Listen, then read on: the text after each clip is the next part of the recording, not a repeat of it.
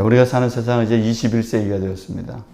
이제 우리 인류가 2050년이 되면 AI가 인간보다 소프트웨어 코딩을 더 잘하게 된다고 합니다. 구글 번역기나 통역 앱을 통해서 인간의 그 언어의 한계를 넘어서게 되고, 이제 우리가 중국어에서 니하오만 알아도 AI가 내 두뇌를 인지해서 상황을 판단해서 내가 무엇을 말하려고 하는 것까지 알아서 대신 물어주는 수준에까지 이제 이르게 된다고 합니다. 이제는 머지않아 여러분들이 영어를 못해도, 중국어를 못해도, 에스파냐어를 못해도 이제 번역기가 다 이렇게 정확하게 여러분들의 생각까지 물어주기 때문에 이제 문제없는 세상이 된다는 것이 전문가들의 의견인 것입니다. 그래서 많은 이제 교육 전문가들은 이렇게 말합니다. 자기의 기술 기량을 익히는 것은 AI가 다 해주기 때문에 기술의 역량, 좀 비중을 낮추고 사람이 배워야 될 게 있다는 거예요. 뭘 배워야 되느냐? 이제 비판적인 사고, 의사소통하는 능력, 그리고 협력하고 창의성을 이렇게 적극적으로 배우는 것들을 열심히 해야만이 미래에는 우리 인간이 발전할 수 있고 성장할 수 있는 그런 인간이 될 수 있다라고 말을 하고 있습니다. 이제 우리가 살아가야 할 세상은 인간 내면이 중요한 세상이 되었고 우리 인간의 정서가 중요한 시대가 되어버렸습니다. 서로가 서로 융합하고 화합하고 서로 소통하며 성숙해가는 그런 시대가 우리 앞에 다가오게 된 것입니다. 오늘 우리는 이 수수감사절을 통해서 우리가 이러한 시대에 우리가 내면에 정말로 배워야 될 게 무엇인가? 우리 정서를 위해서, 우리 마음 속에 있는 상호간의 소통을 위해서 우리 마음이 건강한 마음과 건강한 영적인 모습을 갖기 위해서 우리 마음속에 무슨 마음을 가져야 될까요? 우리 마음속에는 감사하는 마음을 가져야 될 줄로 믿습니다. 사람이 사람에게 감사하는 마음을 가질 때 사람과 사람 간의 소통이 원활하게 될 수가 있는 것입니다. 내가 상대방에게 나는 저 사람이 정말 너무 감사해. 난 참 저 사람이 고맙게 생각해. 라고 마음을 갖고 있다면 그 두 사람은 소통이 너무너무 잘 될 수밖에 없는 것입니다. 우리 신앙생활에도 마찬가지입니다. 우리가 하나님께 감사하는 마음을 가진 신앙의 사람들은 인격이 아름다워질 수밖에 없는 거예요. 하나님에 대해서 고맙게 생각하고 내가 이 땅을 살아가는 것 자체에 대해서 하나님께 감사하는 마음을 갖고 살아가는 사람의 마음은 아름다운 인격이 될 수밖에 없는 것입니다. 그래서 성경은 우리에게 말씀하고 있는 것입니다. 범사에 감사하라라고 성경은 말씀하고 있는 것입니다.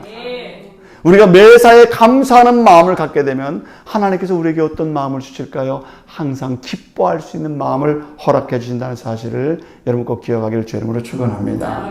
그래서 여러분들 감사하는 마음을 갖고 사시길 바랍니다. 우리 옆 사람에게 인사 나누시기 바랍니다. 감사하며 삽시다. 감사하며 삽시다. 네. 추수감사를 통해서 감사하는 마음을 갖고 감사하며 사는 마음을 우리가 소유하기를 바랍니다. 지난번 시내에 나가보니까 어떤 중학교 여학생들이 친구들을 만나는 것 같아요. 그런데 친구를 만나는 것은 맨날 보는 친구들이잖아요. 학교에서도 보고 뭐 자주 볼 텐데 만나가지고 서로 반갑게 웃으면서 손을 붙잡고 막 반갑다고 펄짝펄짝 뛰는 거예요. 그러면서 서로 말하는 거예요. 너 참 이뻐졌다 그러는 거예요. 야, 너 옷이 왜 이렇게 근사하냐 하면서 그렇게 서로 말을 합니다. 너는 참 귀엽다 막 이렇게 얘기해요. 정말 눈을 뜨고는 볼 수 없을 정도로 서로 칭찬하는 모습을 볼 수 있었어요. 그런 말을 들으면, 친구로부터 그런 말을 들으면 어때요? 기분이 너무 좋아지는 거죠. 그런 친구들을 만나면 서로 존중하고 나를 좋게 여겨주는 그 친구가 너무 감사할까 안 감사할까요? 너무 감사하는 거예요. 그러니까 만나고 또 집에 가서 또 전화하고 그러는 거예요. 왜? 그 친구 좋으니까. 나에 대해서 긍정적으로 생각하고 나를 좋게 봐주고 나에 대해서 좋은 모습을 봐줄 수 있는 것이 너무 감사한 것입니다. 여러분, 우리가 신앙생활에서 교회를 올 때에도 하나님께 감사하는 마음, 하나님 앞에 내 인생을 주신 것에 대해서 고마운 마음을 가지고 신앙생활을 한다면 여러분들의 마음속에는 이미 천국이 이미 시작된 줄로 믿습니다. 감사하는 마음을 가질 때 우리 마음은 평안해지고 기쁨이 생기게 되는 거예요. 주님이 내 안에 함께 하신 것 그 자체가 너무너무 감사한 일이에요. 거기서부터 천국은 시작되게 된다는 사실을 믿으시길 주 이름으로 바랍니다. 그러나 모든 일에 비난하고 비판하고 짜증을 내고 불평을 한다면 그 사람과는 더 이상 대화를 하고 싶지가 않아요. 대화를 할수록 문제가 발생하게 돼요. 대화를 할수록 자꾸 비관적이어져요. 그렇기 때문에 우리는 신앙생활하면서 감사하는 마음을 배우는 우리 성도님들이 되기를 주 이름으로 바랍니다. 작은 것을 먹어도 적은 것을 소유해도 감사하는 마음을 갖게 된다면 그 사람은 모든 사람들이 함께하고 싶은 사람이 될 수가 있는 것입니다. 감사하는 사람에게 하나님은 더 많은 축복을 해준다는 사실을 우리가 꼭 기억하기를 주 이름으로 바랍니다. 레위기는 거룩한 백성의 삶을 말씀하고 있어요. 성별된 하나님의 백성이 어떤 모습으로 살아가야 될지를 알려주고 있는 것입니다. 성별된 하나님의 백성들이 우리가 하나님의 구별된 백성으로 우리가 어떻게 살아가야 될까요? 오늘 성경에서는 우리에게 하나님의 백성들이 추수감사절을 지키라고 성경에서 말씀하고 있어요. 왜 그러면 하나님께서 추수감사절을 지키라고 말씀하실까요? 첫 번째는 하나님이 삶의 터전에 모든 것을 주셨기 때문에 추수감사절을 지키라고 말씀하고 있습니다. 10절에서 이렇게 말씀하고 있어요. 이스라엘 자손에게 말하여 이르라. 너희는 내가 너희에게 주는 땅에 들어가서 너희의 곡식을 거둘 때 너희의 곡식의 첫 이삭 한 단을 제사장에게로 가져갈 것이요 라고 되어 있어요. 이 세상의 시작이 누구로부터 시작되었습니까? 하나님으로부터 아담과 하와에게 에덴 동산이라는 곳을 주셔서 우리 인류가 하나님이 주신 그 땅에서부터 출발을 하게 되었다는 거예요. 또한 이스라엘 백성들이 가나안에서 인생을 살게 되었는데 이 가나안 땅을 누가 주시게 됩니까? 하나님께서 그 가나안 땅을 주시게 된다는 거예요. 그래서 본문은 말합니다. 너희는 내가 너희에게 주는 땅에 들어가서 라고 그랬어요. 내가 너희에게 주는 땅이라고 얘기하고 있어요. 그 땅은 이스라엘 백성들이 광야의 40년 기간을 견디고 그 뜨거운 태양 속에서 그렇게 아둥바둥하면서 그렇게 힘들게 걸어왔지만 그 땅은 내가 갖는 땅이 아니라 하나님이 나에게 허락해 준 땅이라고 성경은 말씀하고 있는 줄로 믿습니다. 그래서 이스라엘 백성들이 살아갈 터전의 주인은 바로 하나님이신 것을 분명하게 명시해 놓고 있는 거예요. 믿음의 사람들은 그래서 이렇게 고백해야 됩니다. 나에게 모든 것을 주신 분은 바로 하나님이시다. 모든 것이 하나님으로부터 왔으니 모든 것이 하나님께로 돌아가게 될 것이라는 믿음의 고백이 우리에게 반드시 있어야 될 줄 믿습니다. 우리가 인생을 힘들게 살고 여러분들이 직장생활 정말 아침부터 저녁까지 고된 일을 하고 그렇게 열심히 여러분들이 일고 가는 것 같지만은 사실은 모든 터전을 준비해 주시고 베풀어 주신 분은 그 토양을 만들어 주신 분은 바로 하나님이시라는 사실들을 여러분 꼭 기억하기를 주님의 이름으로 부탁을 드립니다. 우리 인생은 잠시 이 땅에서 하나님이신 이 터전을 사용하다가 우리는 때가 되면 하나님께로 돌아가는 존재예요. 우리가 영원히 살 수 있는 게 아니에요. 이 땅은 잠시 하나님께서 주신 것을 우리가 사용하게 되는 것입니다. 로마서 11장 36절에서 이렇게 말씀했어요. 이는 만물이 주에게서 나오고 주로 말미암고 주에게로 돌아감이라. 그에게 영광이 세세에 있을지어다. 모든 만물이 주님께로부터 나오고 그로 말미암고 다 주님께로 돌아가게 된다. 이렇게 성경에서 말씀하고 있습니다. 모든 것은 주께로부터 시작되고 모든 것은 주님에 속했다는 사실을 반드시 인정하고 살아가는 그런 믿음의 고백이 이 추수감사절 아침 여러분의 마음속에서 인정되기를 주의 이름으로 축원합니다. 믿음의 사람들은 그래서 우리는 추수감사절을 통해서 세 가지를 인정해야 됩니다. 첫 번째는 생명의 주체가 하나님이신 것을 인정하시기를 주의 이름으로 바랍니다. 생명의 주체가 바로 하나님이신 거예요. 내 자신의 생명도 하나님께서 이 땅에 보내셨기 때문에 내가 이 땅에서 살고 있다는 사실을 인정해야 되는 것입니다. 모든 만물도 식물들도 짐승들도 다 하나님의 소유인 것을 인정하는 것이 우리에게 필요한 것입니다. 그래서 생명의 모든 주체는 하나님이신 것을 인정해야 돼요. 두 번째는 구원의 주체가 하나님이신 걸 인정해야 되는 것입니다. 원래 이스라엘 백성들은 종이었어요. 애굽의 종이었습니다. 종으로 살아갈 수밖에 없는 이스라엘 백성들을 구원해 주셔서 가나안 땅에서 식물들을 재배하게 하시고 그리고 그곳에서 추수할 수 있게 되었음은 하나님이 그들을 구원하셨기 때문에 그런 거예요. 구원을 해주셨음에도 불구하고 감사함도 모르고 추수도 모르고 그렇게 살아간다면 하나님의 은혜를 망각하고 살아가는 것입니다. 하나님이 그들을 구원해 주지 않았다면 그들은 평생 애굽에 종살이를 하면서 지낼 수밖에 없었던 거예요. 그래서 우리는 일생을 살아가면서 하나님이 나를 구원해 주신 존재라는 사실을 잊지 않고 살기를 주의 이름으로 바랍니다. 세 번째는 먹이시고 입히시는 분이 하나님이심을 인정하는 것이 필요한 것입니다. 모든 것을 거두게 하시고 모든 것이 다 내 것이지 않느냐? 내가 노력해서 다 얻은 것이고 내가 수고했고 내가 땀 흘렸고 다 내 것이다 라고 하는 것이 아니라 하나님께서 나를 먹이시고 하나님께서 나에게 직장을 주시고 나에게 일할 수 있게 하시고 건강도 주시고 모든 것을 먹이고 입히시는 분은 하나님이라는 사실을 여러분 고백되어지기를 주의 이름으로 바랍니다. 예수님은 말씀하셨어요. 마태복음 5장 25절에서 너희는 무엇을 먹을까 무엇을 마실까 무엇을 입을까 염려하지 말라. 너희 하늘 아버지께서 이 모든 것이 너에게 있어야 할 줄을 아시느니라. 그러므로 너희는 먼저 그의 나라와 그의 의를 구하라. 그러면 이 모든 것을 너희에게 더하시리라. 일상에서 모든 것을 하나님이 주실 것이고 모든 것은 하나님께로 돌아간다는 것입니다. 그래서 우리는 하나님이 주신 것에 대해서 감사하고 하나님께서 주셨다는 고백을 하면서 살아가야 되는 것입니다. 하나님은 우리가 하나님께 감사하며 하나님이 주신 것을 인정하고 살기를 원하고 있는 거예요. 그래서 감사하는 자가 이 땅에서 되라고 말씀하고 있는 것입니다. 하나님은 심은 대로 거두게 된다 이렇게 말씀하셨어요.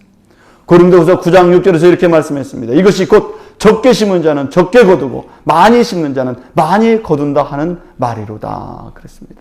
하나님께 감사하는 마음을 가지고 사시길 바랍니다. 하나님 앞에 감사하는 마음을 심으시기를 주의 이름으로 바랍니다. 그 감사하는 마음 속에서 하나님께서 30배, 60배, 100배의 결실을 얻게 하신다고 성경은 약속하고 있는 것입니다. 사랑하는 성도 여러분, 이 수수감사를 통해서 이 모든 것이 나의 생명도 나의 삶의 터전도 그리고 나의 구원도 내가 먹고 입는 모든 것도 다 하나님께서 주신 것이고 결국 나는 하나님께로 돌아가게 된다라는 사실을 꼭 기억하기를 주의 이름으로 축원합니다. 그럼 구체적으로 추수감사절에 하나님의 백성이 해야 될 이렇게 추수를 한 사람들이 지켜야 될 책무가 무엇일까요? 두 번째로는 추수한 사람은 온전한 예배를 드리라고 성경은 말씀하고 있어요. 추수감사절에 하나님께 온전한 예배를 드려라. 특별히 천 이삭을 제사장에게 가져와라 이렇게 말씀했어요. 10절에 있는 말씀에 보면 이렇게 되어 있습니다. 이스라엘 자손에게 말하여 이르라. 너희의 곡식의 첫 이삭 첫 단을 제사장에게로 가져갈 것이요 그랬어요. 첫 이삭을 가져가라는 거예요. 농사꾼이 추수를 할 때 처음으로 논에 있는 많은 벼들을 보면서 처음으로 낫지를 할 때가 있어요. 여러분, 우리나라는 대부분 옛날에 80%가 전부 다 농사를 지었어요.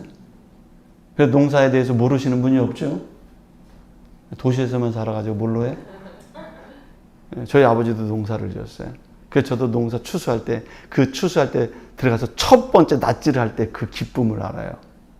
그런데 하나님께서 처음으로 그 첫 단, 처음으로 딱 벤 그거를 제사장에게 가져와라 이렇게 말씀했어요. 농부가 그 추수한 그 벼와 이삭의 첫 단을 딱 굶게 잡고 이삭을 낫지를 했을 때 얼마나 감격스럽습니까?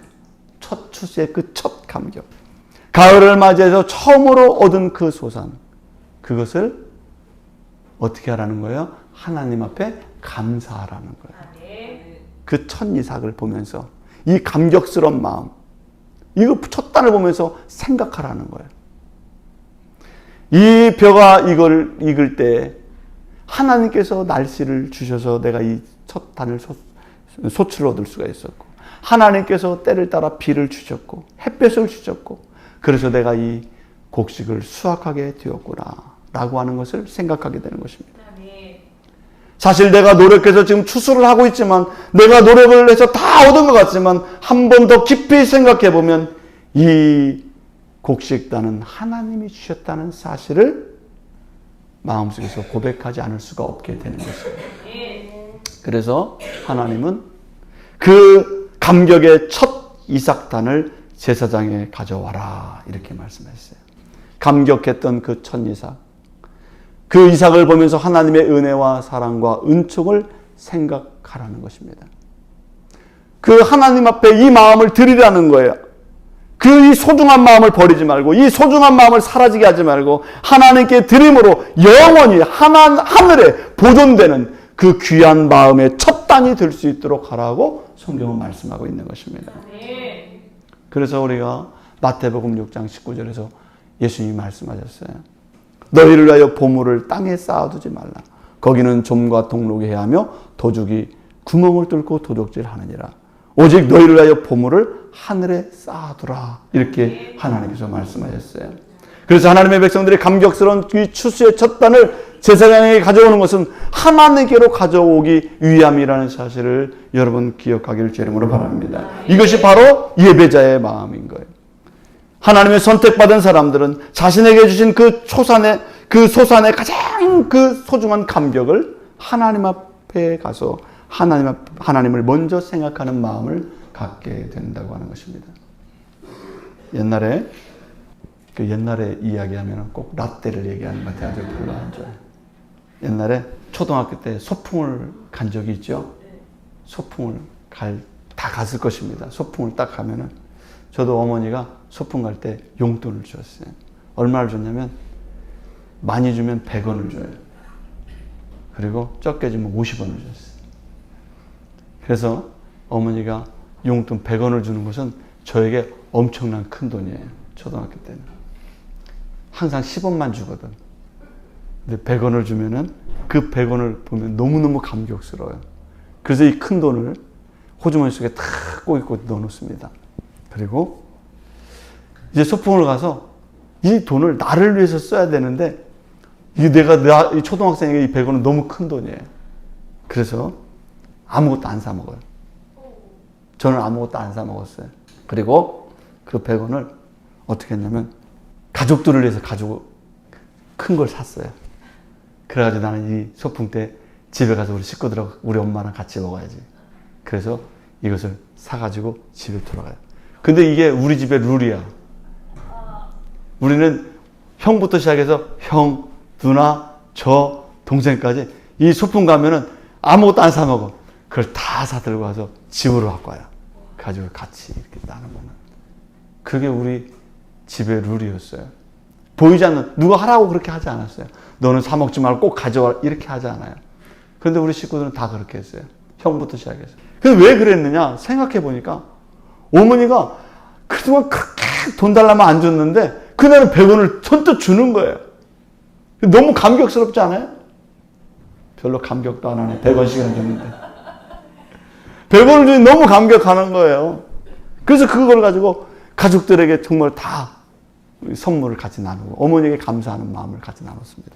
추수감사절은 이 가을의 그 소산을 보면서 누구를 생각하게 되는 거예요? 하나님을 생각하는 거예요. 평상시에는 봄과 여름에는 다 배고팠어요. 그런데 많은 소산을 보니까 너무너무 하나님이 주신 게 감격스러운 거예요. 그래서 추수감사절을 지키면서 누구에게 감사하는 거예요? 하나님을 감사해요. 너무 감사한 거예요. 너무나 큰 거예요. 너무나 감격적인 것을 주셨기 때문에 그들은 하나님을 찾아서 예배를 드렸던 것입니다. 그러면 그 단을 받은 제사장은 그것으로 무엇을 합니까? 11절에 보니까 이렇게 되어 있어요. 제사장은 너희를 위하여 그 단을 여호와 앞에 기쁘게 받으심이 되도록 흔들되 안식일 이튿날에 흔들 것이며, 제사장은 그 첫 단을 가지고 여호와 앞에 기쁘게 받으심이 될 수 있도록 예배를 드리라고 성경은 말씀하고 있는 것입니다. 사랑하는 성도 여러분, 오늘 우리들의 예배는 어떤 예배가 되어야 될까요? 하나님이 기쁘게 받으시는 예배가 되어야 될 줄로 믿습니다. 이 하나님이 기쁘게 받으실 수 있는 예물이 되어야 된다는 거예요. 그래서 이거 예배의 주인공이 바로 하나님이시지만 그 하나님 앞에 연결되어진 사람은 누구냐? 두 번째 주인공은 바로 여러분들이 되어야 된다는 사실을 성경은 우리에게 말씀해 주고 있는 것입니다. 사랑하는 성도 여러분, 여러분의 예배가 하나님이 볼 때 기뻐할 수 있는 예배가 되기를 주의 이름으로 바랍니다. 여러분들이 예배를 드리는 모습을 보고 여러분들의 감격스러운 마음을 가지고 하나님을 바라보는 이 감격스러운 그 태도가 하나님 볼 때 정말 진정한 기쁨이 되게 될 줄로 믿습니다. 그러면 우리 성도들의 예배는 어떤 예배가 되어야 될까요? 자, 12절에서는 더 한 걸음 더 나가서 성도들의 예배가 어떤 예배가 되어야 되는지를 더 구체적으로 말씀해 주고 있습니다. 너희는 그 단을 흔드는 날에 1년 되고 흠없는 순양을 여호와께 번제로 드리고 그 소재로는 기름 섞은 고운 가루 10분의 2 에바를 여호와께 드려 화제로 삼아 향기로운 냄새가 되게 하고 전제로는 포도주 4분의 1 흰을 쓸 것이며 그랬습니다. 여기서 추수감사절에 성도들이 해야 될 두 가지를 성경에서 알려주고 있습니다. 첫 번째는 추수감사절을 성회로 모이라고 말씀하고 있어요. 21절에 이렇게 말씀합니다. 이날에는 너희는 너희 중에 성회를 공포하고 어떤 노동도 하지 말지니 이는 너희가 그 거주하는 각 처에서 대대로 지킬 영원한 규례니라. 이렇게 말씀했어요. 성회로 모이라고 얘기했어요. 성회라고 하는 의미는 카도시 미크라라고 하는 단어입니다. 이브리어로. 거룩한 집회다. 거룩한 집회에 소집하는 모임이다. 그런 것입니다. 그래서 반드시 가야 되는 모임이라고 하는 것입니다. 그 성회라고 하는 것은 예배라는 의미가 아니라 모이라는 의미를 가지고 있는 거예요. 그래서 성회는 모이는 날에 추수감사절에 다 모여라 이런 얘기예요. 지난 14일 날 대학교 수능이 있었지 않습니까? 시험 보는 날 학생들을 다 소집해요. 소집합니다. 소집하는데 안 가면 어떻게 돼요? 시험을 볼 수가 없잖아요. 시험 보는 자격이 주어지지가 않아요. 마찬가지로 이 추수감사절은 어떤 날이라는 거예요? 거룩한 소집일이라는 거예요. 이날은 백성들이 다 성회로 소집하라는 거예요. 그래서 하나님이 주신 은혜의 추수감사절을 통해서 여러분들이 하나님 앞에 기쁨이 되고 하나님께 영광을 돌리는 그런 절기로 삼으라고 성경은 말씀하고 있는 것입니다. 아무 노동도 하지 말고 모든 일을 제쳐놓고 하나님을 바라보고 하나님이 주신 축복을 기억하는 날로 삼으라고 성경은 말씀하고 있는 줄로 믿습니다. 그래서 추수감사절을 사람들이 기뻐하고 모여서 하나님 앞에 예배를 드리는 거예요. 성회에 모여서 무엇을 해야 됩니까? 성경 우리에게 가르쳐주고 있어요. 번제로 예배를 드려라. 성회로 모여서 번제로 예배를 드리라는 거예요. 1년 되고 흠없는 순양을 여호와께 희생의 번제로 드리라고 얘기하고 있습니다. 번제는 무엇을 의미합니까? 번제는 나의 속죄와 나의 희생을 의미하는 거예요. 순양을 가져다가 각을 떠서 불에 태워서 하나님 앞에 향기로운 제물이 되도록 드려지는 예배가 추수감사절 날 드리라는 거예요. 그렇게. 그래서 어떻게 하라고요? 나의 죄가 흔적도 없이 사라지고 내 예배를 내 이 추수의 그 영광을 하나님께 온전히 영광 돌리는 예배가 될 수 있도록 번제의 예배를 드리라고 성경은 말씀하고 있는 것입니다. 그래서 추수감사절에는 내 죄악이 다 죽는 날이에요. 내 죄악이 다 흔적도 없이 다 내려놓는 자리예요. 하나님 앞에 내 자신이 정말로 겸허해질 수 있는 자리예요. 나는 없고 모든 것을 주시고 베풀어지는 하나님께 영광을 돌리는 성숙한 신앙이 좀 더 성숙해진 모습으로 나아가는 예배가 바로 추수감사절 예배라고 하는 것을 오늘 성경 본문은 우리에게 알려주고 있는 줄로 믿습니다. 그래서 추수감사절에 우리가 먹고 마시고 즐기고 이런 것이 아니라 내가 하나님 앞에 점점 낮아지고 정말 하나님 앞에 내 각을 뜨듯이 번제가 되어서 내 자신이 하나님 앞에 제물이 되어서 하나님께 영광을 돌리는 그런 신실한 예배가 여러분들의 마음속에서 고백되어지기를 주의 이름으로 바랍니다. 두 번째는 번제 다음으로 어떤 예배를 또 드리라고 했냐면 소제의 예배를 드리라고 얘기하고 있어요. 소제의 예배. 그럼 소제의 예배는 무엇일까요? 이 소제의 예배는 13절에 있는 말씀에 보니까 이렇게 되어 있습니다. 그 소제로는 기름 섞은 고운 가루 10분의 2 에바를 여호와께 드려 화제로 삼아 향기로운 냄새가 되게 하고 그랬어요. 기름 섞은 고운 가루라네요. 농작물이죠. 이 소제는 짐승을 잡는 예배가 아니에요. 이거는 농작물을 드리는 예배예요. 아까는 번제를 드리라고 했고 두 번째는 더 나가서 소제도 드려야 된다 이렇게 얘기했어요. 추수감사절에 곡식, 가루, 기름 섞은 것을 하나님 앞에 드려라 그렇게 얘기했습니다. 그래서 이 소제의 예배는 곡식을 드립니다. 그리고 이 곡식을 드리되 남은 소제물을 아론과 그의 자손 제사장에게 드리라고 성경은 말씀하고 있어요. 왜 이 소제물을 제사장과 그 아론의 자손들에게 드리라고 얘기했을까요? 그것은 추수감사일 때는 이 구약시대에는 이 제사장들에게는 아무런 소득이 없어요. 제사장은 땅이 없어요. 백성들은 하나님께서 12지파에게 땅을 다 분할해 줬지만은 제사장에게는 땅을 분할해 주지 않았어요. 그러니까 이스라엘의 모든 백성들은 다 땅이 있어요. 근데 누구만 땅이 없어요? 레위지파와 제사장은 땅이 없어요. 그러니까 이 사람들 다 굶어 죽어야 돼요. 땅이 없으니까.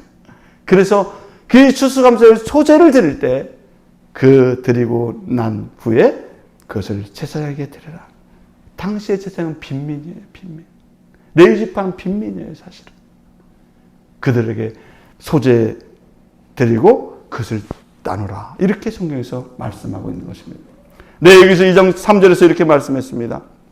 레위기 2장 3절에서 그 소제물에 남은 것은 아론과 그의 자손에게 돌릴지니 이는 여호와의 화제물 중에 지극히 거룩한 것이니라. 그랬어요. 아론과 그의 자손에게 드릴지니 이 화제물은 지극히 거룩한 것이니 함부로 하지 말아라. 추수감사절은 단지 곡식을 거두고 축하하고 먹고 노는 절기가 아닙니다. 감격스러운 예배예요. 번제가 있는 예배예요. 소제가 있는 예배입니다. 그래서 이 첫 번째, 이 구약계에 나오는 이 추수감사절 예배는 우리가 이 모든 것의 소유자가 아니라 하나님이 모든 것을 주셨다는 것을 인정하는 예배예요. 나는 죽고 이 번제를 통해서 하나님이 영광을 받으시는 예배예요. 이 소제물을 통해서 함께 나누는 그런 정신이 살아있는 그런 나눔의 예배가 바로 첫 번째 이 추수감사절을 통해서 하나님이 우리에게 들려주는 메시지라고 하는 것을 우리는 기억해야 될 줄 믿습니다. 사랑하는 성도 여러분, 21세기는 우리가 산업화가 되고 도시화가 되어버렸어요. 농사를 짓는 사람이 없어요. 추수감사절에 무슨 의미가 있냐? 농사도 안 짓는데. 그렇잖아요. 그런데 우리는 이 추수감사절에 정신을 배워야 될 줄로 믿습니다. 내 가정을 주신 분이 바로 하나님이신 것을 인정해야 될 줄로 믿습니다. 나에게 구원을 주신 분도 주님이신 줄로 믿습니다. 나에게 건강을 주신 분도 주님이시요. 나에게 직장을 주신 분도 주님이시요. 나를 먹이고 입힌 분도 다 주님이시라는 사실을 인정하며 추수감사절을 드릴 수 있기를 주의 이름으로 바랍니다. 다 내가 한 것 같지만, 내가 노력하고 내가 수고하고 내가 모든 것을 하고 것 같지만은 사실은 그 모든 토양은 하나님이 다 준비해 줬다는 사실을 우리가 기억하고 이 추수감사절의 예배에 성경의 정신을 가지고 하나님 앞에 예배하는 저와 여러분이 되기를 주의 이름으로 축원합니다. 기도하겠습니다.